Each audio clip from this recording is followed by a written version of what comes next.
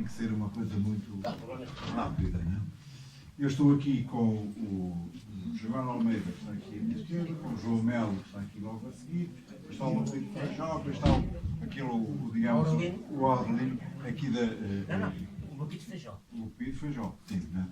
Pronto, eu não sei, vocês, como eles são muito mais experientes que o Germano e o João, eles vão falar sem precisar de nenhuma ajuda, né? Eu vou ver se não atrapalho nem o Germano nem o João, mas queria agradecer a vossa presença, agradecer aqui as correntes de escrita.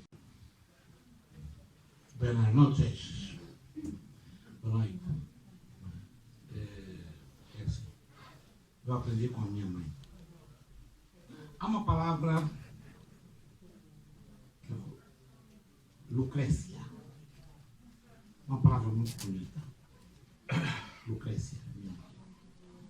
E eu aprendi do verso que, antes de mais, tudo, mesmo quando as circunstâncias nos são adversas, nós temos que agradecer. Portanto, agradeço a vossa presença aqui. Agradeço o Zeferino, agradeço o Germano, que é um grande. Não é grande da altura, não. Também é um grande. Também é. Agradeço o João Melo, que é um confrade e amigo de João Melo, e agradeço a presença do nosso conselheiro cultural da Embaixada de Angola aqui presente. Agradeço a presença do secretário-geral da União dos Escritores Angolanos aqui e dos amigos todos. Depois eu digo o que eu tenho a dizer. Porque as minhas coisas eu costumo dizer nos meus livros. Mas eu depois vou dizer duas palavras. Antes disso, eu vou passar a palavra dos amigos. Amigos. E a palavra amigo é uma palavra muito difícil. A palavra amigo não é uma palavra fácil. E eu, quando escrevo poesia, escolho as palavras mais difíceis.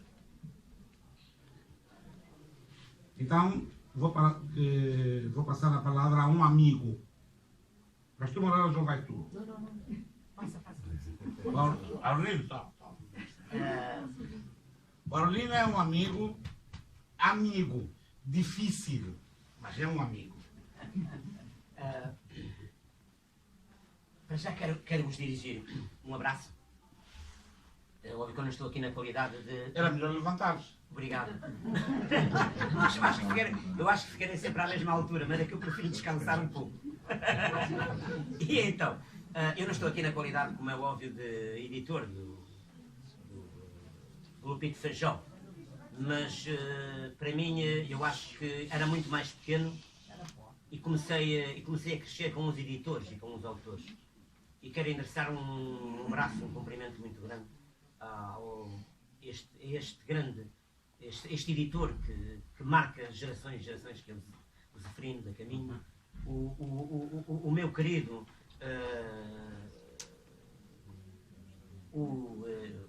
o Germano de Almeida, com quem tive o prazer grato de me receber na sua casa. E vamos ter um livro em comum. Isso já não sei. Espero bem que sim.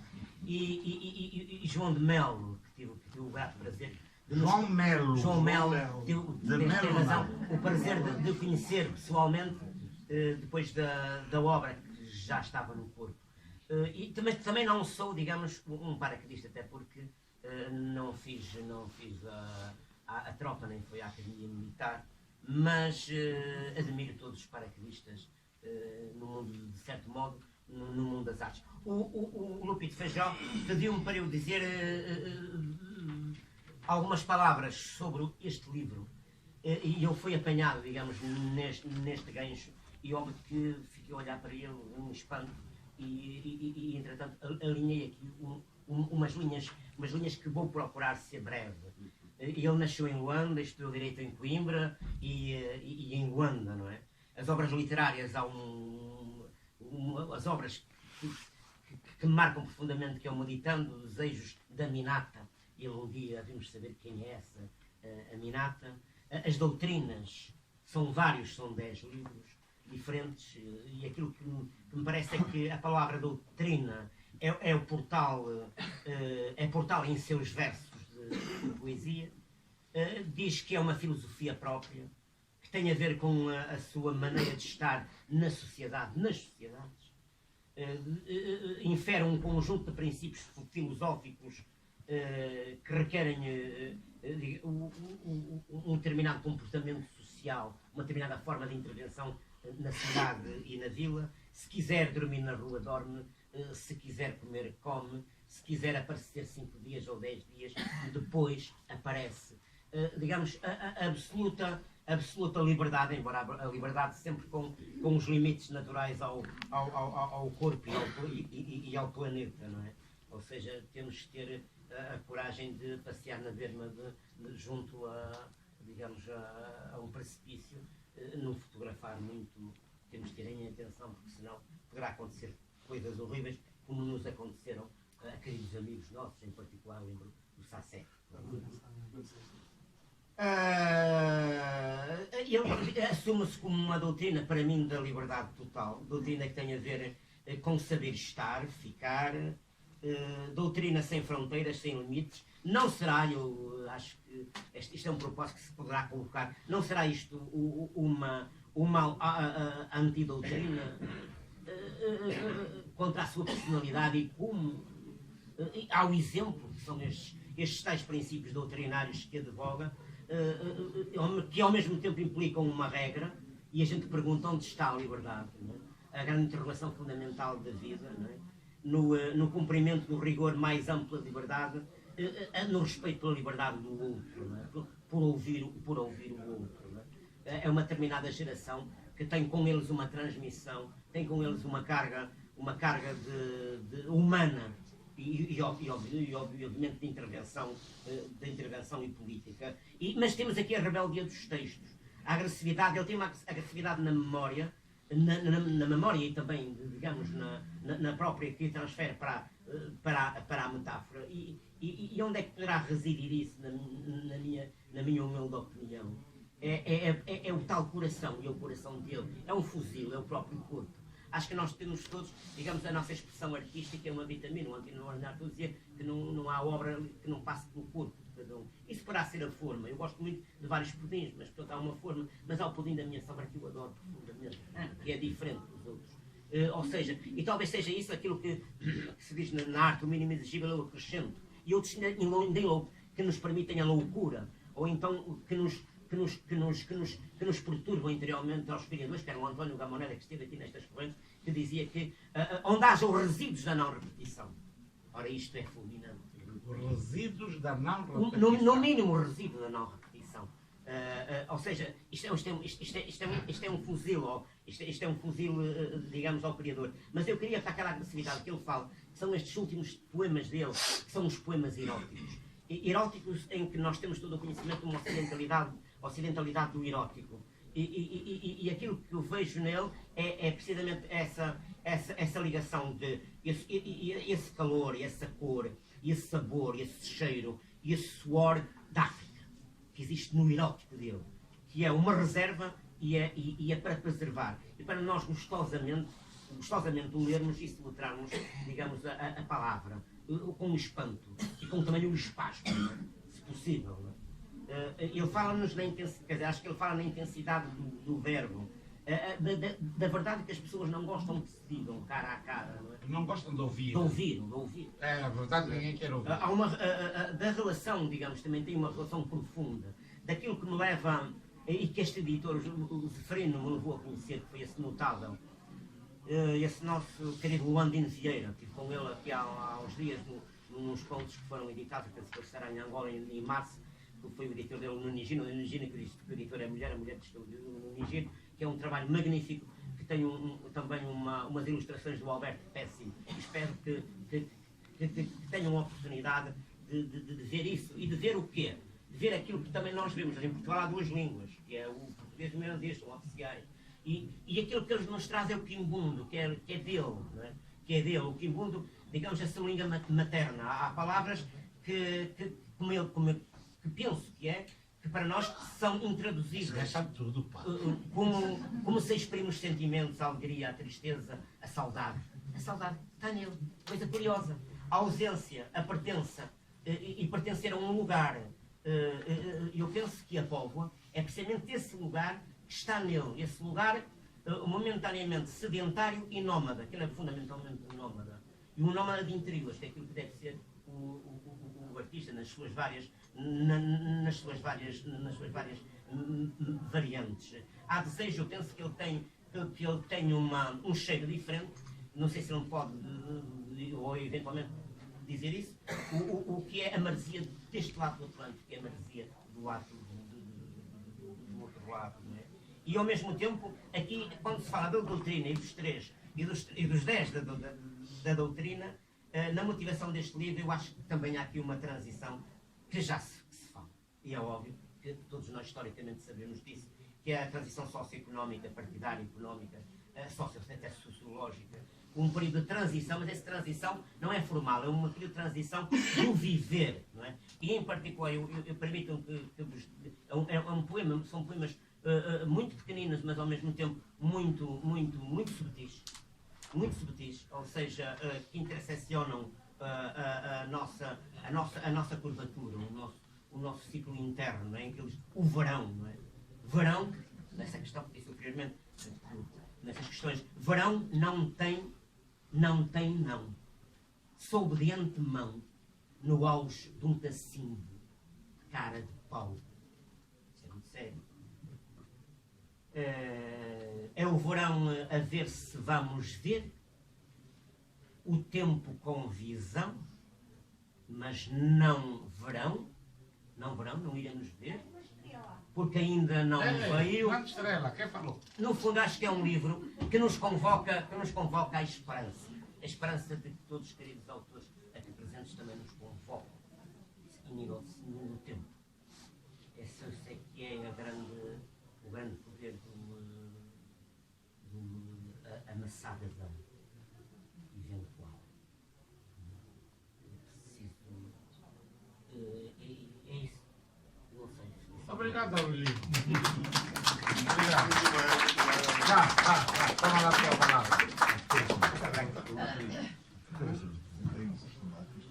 Bom, eu também fui convocado pelo Lupito para tecer alguns comentários sobre o seu livro e de facto a primeira coisa que me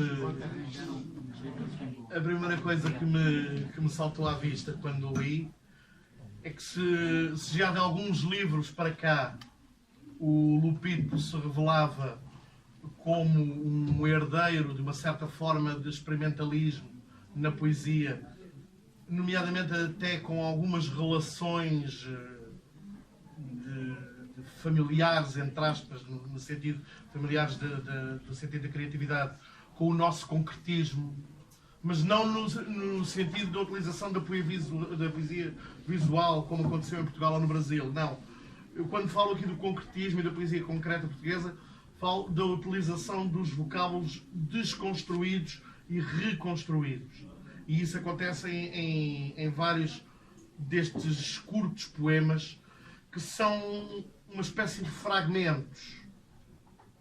São como se fossem reflexões em tempo latente, que começam e acabam sem que nós as possamos balizar em tempo ou espaço que as envolvam. Não são haikai, não há aqui uma lógica de, como em cada haiku, não há uma lógica de silogismo em que haja uma conclusão das premissas que iniciam o discurso. Não, são uma reflexão no seu todo, mas são textos que vivem, antes de mais, de uma enorme musicalidade.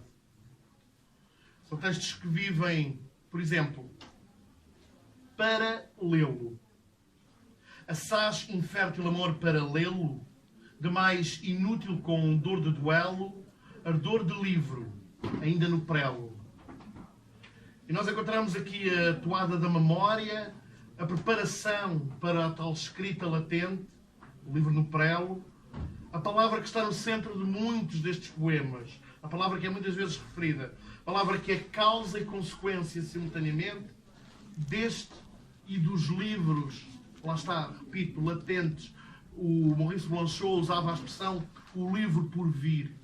E é muitas vezes essa a sensação que temos ao ler estes pequenos fragmentos.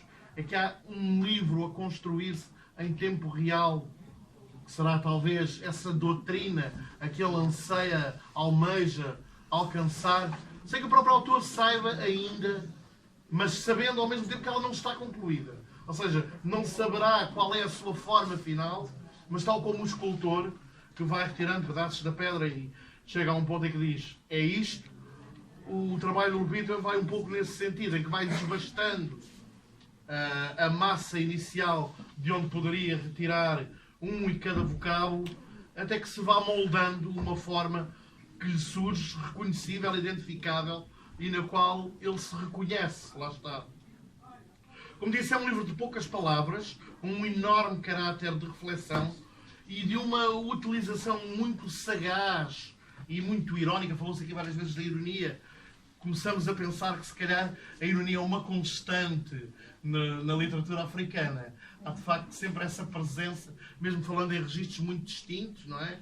Falámos aqui de um romance, falámos aqui de um livro de contos, falámos aqui da poesia. É demasiada coincidência que nos três encontremos a percepção da ironia, da sátira. Há de facto aqui qualquer coisa de telúrico na utilização desta capacidade de nos rirmos da realidade, de questionar a realidade através de um sorriso. Ele tira partido, portanto, do sentido literal da interpretação dos vocábulos, mas, ao mesmo tempo, aventura-se, dando-lhe novas possibilidades semióticas e de entendimento, portanto, novos significantes, através das tais aliterações, das tais reconstruções e do jogo de, a partir de uma mesma palavra, criar duas, de duas, fazer nascer uma terceira e assim sucessivamente. Por exemplo, quando lemos o poema Quantos Anos, investindo para anos de sossego post-mortem, prevendo o suficiente com ânimo prudente, resistindo com porte e sorte aos jogos da corte.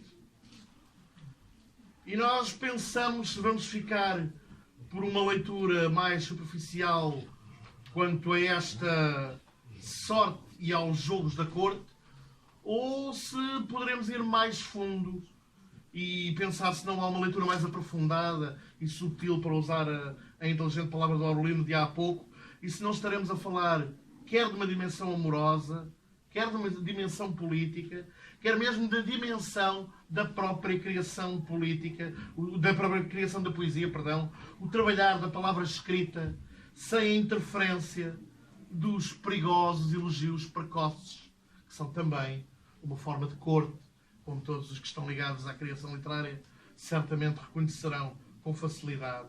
Há uma faceta lúdica inerente a este livro, que é expressa não só nessa articulação dos sons, a presença constante da oralidade, que nos remete, obviamente, para a tradição africana, mas também para a poesia dita, para os contadores de histórias.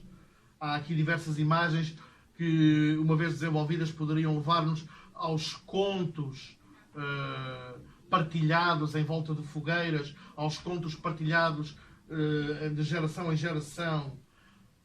A oralidade que é também aprendizagem, transmissão, nomeadamente ritual. Eles são de facto muito pequenos, portanto é possível salpicar um pouco a conversa com alguns deles. Sedento e sereno. Ser servido sem santidade, sendo semente servo sedento, sobra aos seres sempre serenos. A serenidade, a marca da maioridade etária, mas lá está, também criativa. O escritor que está em paz consigo e que sabe que, ainda não tendo atingido, atingirá quando tiver de ser. Esta escassez de vocábulos é a prova de que não há, de facto, uma ânsia desmedida de chegar lá, o que implica doutrinárias. Doutrinárias, completa-me o autor. Parra pura. Lisa luva, parca uva. Parra pura para a lua. sonho meu, siga a tua. Muito obrigado. E passo a palavra naturalmente agora ao autor. É uma palavra rápida. Muito obrigado por terem vindo.